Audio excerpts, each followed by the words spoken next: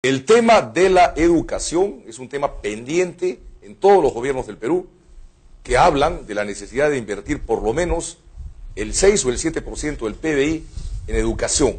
Y hasta el momento ningún gobierno ha cumplido con ese objetivo nacional, eso que debería ser una política de Estado, promover la educación.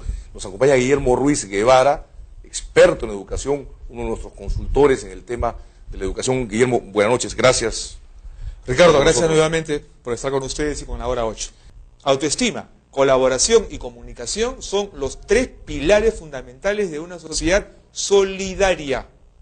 Y como consecuencia tendremos una sociedad justa y una sociedad de paz.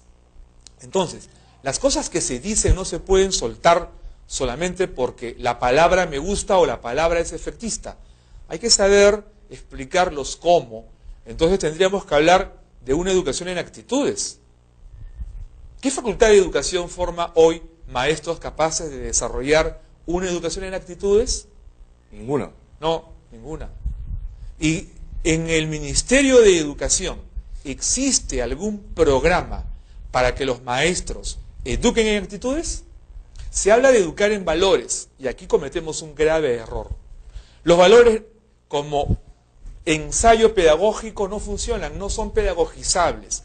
Los valores son entes en donde no podemos hablar de dimensión, es decir, este valor tiene un tamaño de entrada y buscamos un tamaño de salida.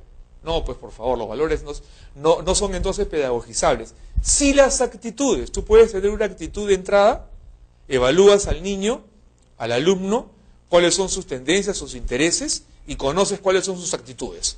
Entonces programas todo un modelo metodológico que te permite desarrollar sus actitudes hacia un fortalecimiento o hacia un desarrollo de estas.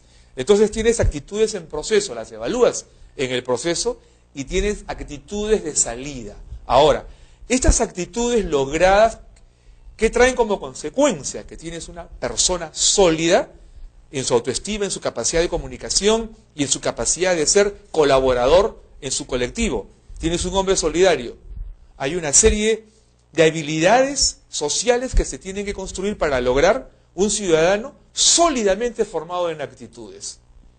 No hay programas de educación en actitudes que hoy el Ministerio de Educación esté desarrollando y ninguna facultad de educación que yo conozca. Ni ninguna propuesta de ningún partido político que haga estos planteamientos en base a estos fundamentos que tú dices, ¿no? Porque tú hablas, por ejemplo, y estoy completamente de acuerdo, Guillermo, cuando dices de la necesidad de una sociedad que tiene que ser solidaria si quiere progresar, que tiene que ser comunicativa, que es lo que no somos los peruanos. Digamos, el peruano andino, digamos, con el peruano netamente costeño, por dar un ejemplo, es muy difícil que establezca una comunicación o un interés mutuo por conocer sus respectivas culturas. A pesar de las tecnologías de la información. A pesar de las tecnologías de la información, a pesar del desborde popular, a pesar de la invasión, digamos, que ha habido de la Lima costeña en los últimos 30 o 40 años, no se da esa comunicación todavía como quisiéramos los peruanos. Esa es una ventaja, pues, es una desventaja, mejor dicho, frente a otras sociedades latinoamericanas, seguramente como la chilena, por ejemplo. Dicho sea de paso, estuvimos hace poco con el general Quiabra. Ahora, y mencionaste un punto también sumamente importante, ¿no? Que fue el primero. Dijiste, te referiste a la falta de, ayúdame, eran 3 puntos. La autoestima, comunicación y colaboración. La autoestima. Es imprescindible. No sé cómo se me dio de la cabeza tan rápido. ¿Los peruanos tenemos la autoestima elevada o la tenemos baja? Necesitamos desarrollar. Urgentemente. Hay varios países en América Latina que nos ganan en ese terreno, ¿no es cierto? Brasil, Argentina. Es una política de Estado. Hace décadas.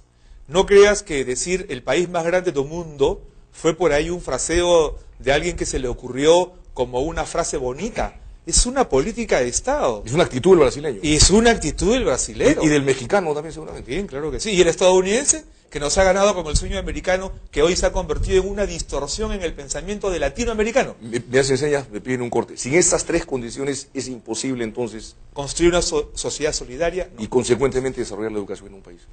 Estamos con Guillermo Ruiz Guevara, experto en educación, amigos, en cosas concretas, como lo que acabamos de escuchar. Regresamos en breve.